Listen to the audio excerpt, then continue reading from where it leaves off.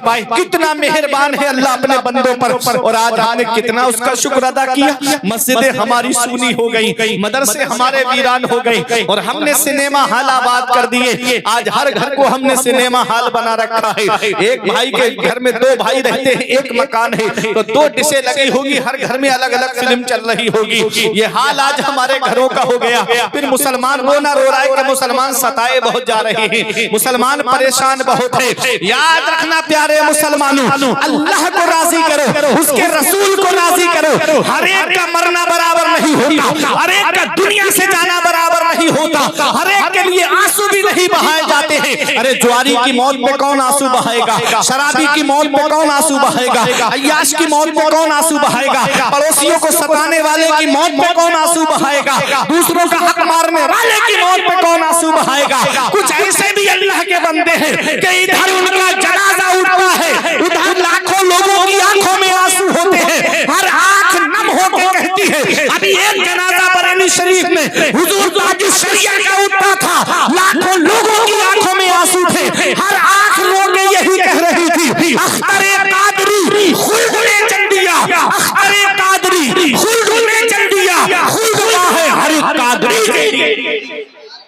हर एक का मरना बराबर नहीं होता, हर एक का दुनिया से जाना बराबर नहीं होता। अल्लाह को राजी करके जाओ, रसूल को राजी करके जाओ, नबी को राजी करके जाओ। जब इधर जनाजा उठे तो इमाम साहब ये कहें, गद्दारे मुस्तफा का नहीं, वफादारे मुस्तफा का जनाजा जा रहा है, आशिके रसूल का जनाजा जा रहा है, गुलामे रसूल का जनाजा जा रहा है। जब इस हाल में जाओगे तो यही कहते हुए जाओगे, ये नाज ये अंदाज हमारे नहीं होते, दामन में अगर टुकड़े तुम्हारे नहीं होते, बेदाम ही बिक जाइए बाजारे नबी में, इस शान के सौदे में खसारे नहीं होते। मिलती ना अगर भीख हुजूर आपके दर से, इस ठाट से मंगतों के गुजारे नहीं होते।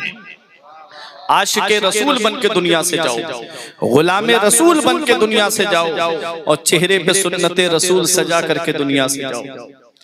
कहीं ऐसा ना हो कि हम कब्र के अंदर पहुंचे और हमारे आका कब्र में तशरीफ लाएं और हमारे चेहरे पे सुन्नते रसूल भी ना हो। मेरे आका की महबूब सुन्नत है दाढ़ी शरीफ। अल्लाह और उसके रसूल को राजी करो। ये दुनिया चंद दिन की, ये इसाले सवाब की महफिल है। अब एक बात बताऊं, एक हदीस का मफहूम मैं आपको सुनाता हूँ। मेरे आका की बारगाह में एक सहाबी आए और अर्ज करते हैं, या रसूल अल्लाह, क्या माँ बाप के इंतकाल के बाद भी उनका कोई हक रह जाता है औलाद के ऊपर? माँ बाप दुनिया से चले जाएं तो क्या उनका कोई हक है जो औलाद के ऊपर रह जाता है? बरिवायत मुख्तलिफ नबी ने फरमाया, हाँ 4 हक हैं कि औलाद के ऊपर बाकी रह जाते हैं। आला हजरत ने पूरा एक रिसाला लिखा, इकरामे वालिदैन। जितने हुकूक और हैं वो सब इन्हीं 4 के ज़िम्न में आते हैं। ये उलमाए किराम तशरीफ फरमा है, इनकी मौजूदगी में और आले रसूल तशरीफ फरमा है। ये ईसाले सवाब की महफिल है। मेरे आका ने फरमाया, हाँ 4 हक हैं माँ बाप के इंतकाल के बाद जो औलाद के ऊपर बाकी रहते हैं। सहाबा ने अर्ज किया, या रसूलल्लाह वो क्या है? नबी ने फरमाया, अस्सलातु अलैहिमा, जब माँ बाप का इंतकाल हो जाए तो उनकी नमाज जनाजा पढ़ी जाए।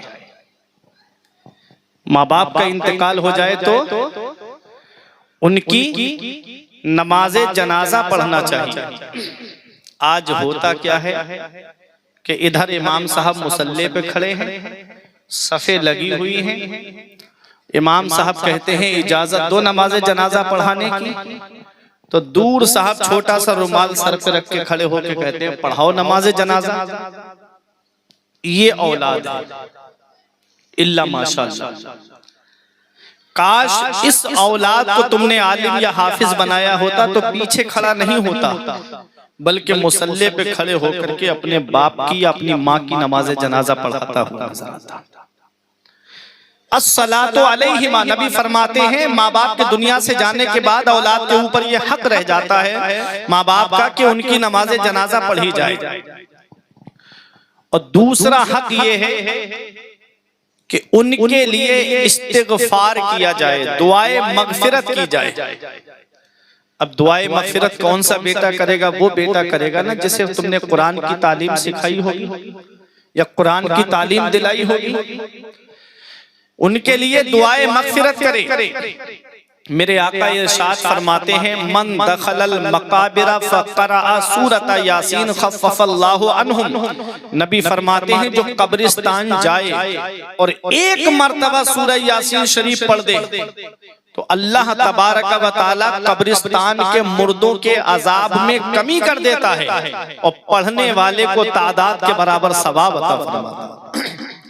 कोई बता देगा नहरोसा के कब्रिस्तान में कितने मुर्दे दफन हैं? कोई गिनती करके बता सकता है?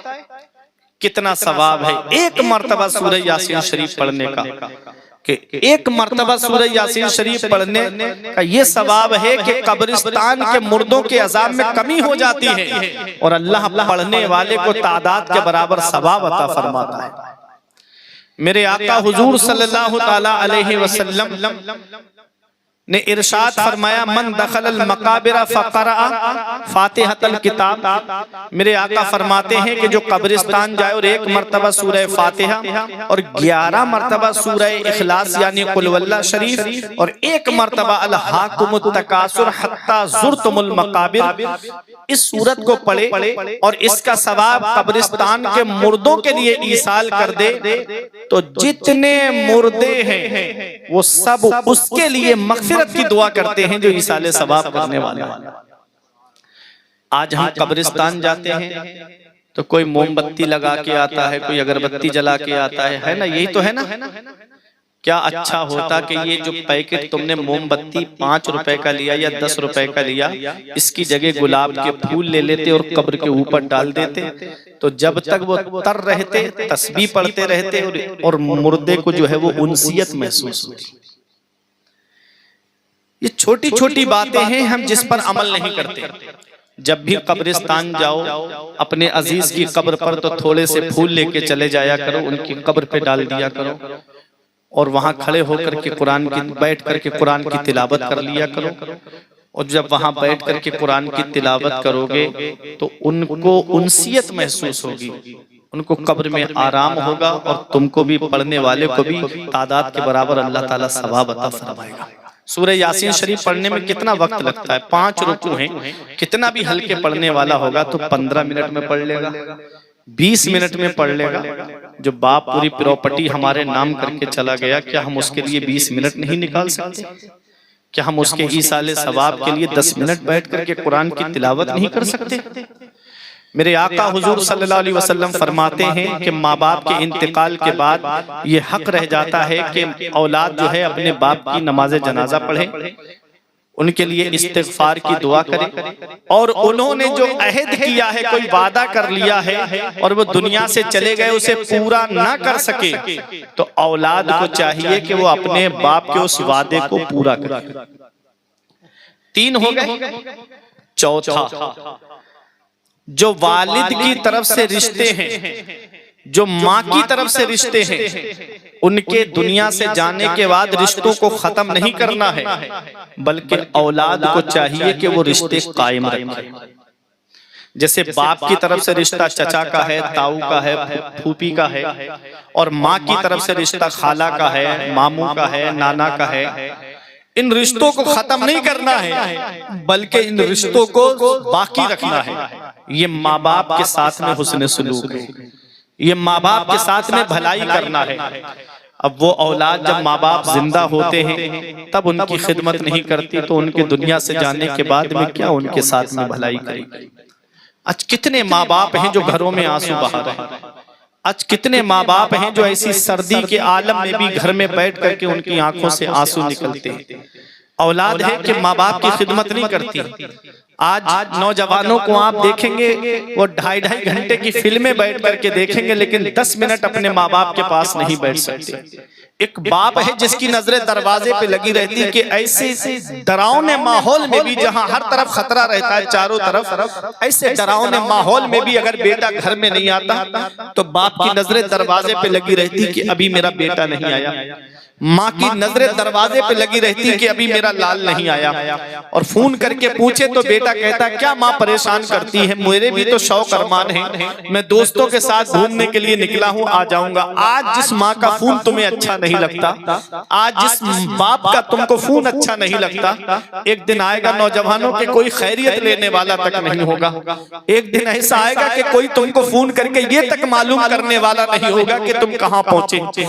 एक माँ बाप है जिनके दिल में ऐसी मोहब्बत अल्लाह ने रखी है कि औलाद बाहर चली जाए तो उनकी नजरें दरवाजे पे लगी रहती है कि मेरा बेटा कितनी देर में आएगा, मेरा लाल कितनी देर में आएगा।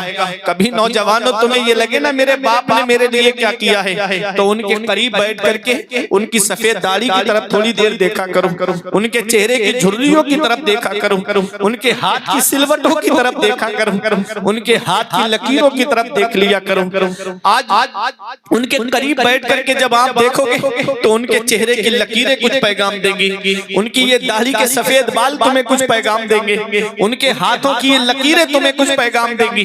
एक दिन मैंने पूछा था अब्बा मेरे हाथ की लकीरें मिट गई, तुम्हारे हाथ की लकीरें कहाँ चली, मेरे हाथ की लकीरें नजर आ रही हैं, तुम्हारे हाथ की लकीरें कहाँ चली गई। तो एक जवाब दिया था बेटा तुम्हारी तकदीर बनाते बनाते हमारे हाथ की लकीरें मिट गई। बाप क्या नहीं करता अपनी औलाद के लिए, बाप कौन सी कुर्बानी नहीं देता अपनी औलाद के लिए, बाप कौन सी परेशानी नहीं उठाता अपनी औलाद के लिए। ये रात में 8-9 बजे आप जाकर के देखें इस नदी के रास्ते पर कोई दूध पूरनपुर पहुंचा करके आ रहा है, कोई इधर पलिया लेकर के जा रहा है। ऐसी सर्दी के आलम में कोहरा जिसमें करीब का नहीं दिखता, जहां हर तरफ खतरा मंडला रहा है चारों तरफ, ये एक बाप ही तो है जो सोचता है 4 पैसे जमा हो जाएंगे मेरी औलाद के खर्चे में काम आएंगे।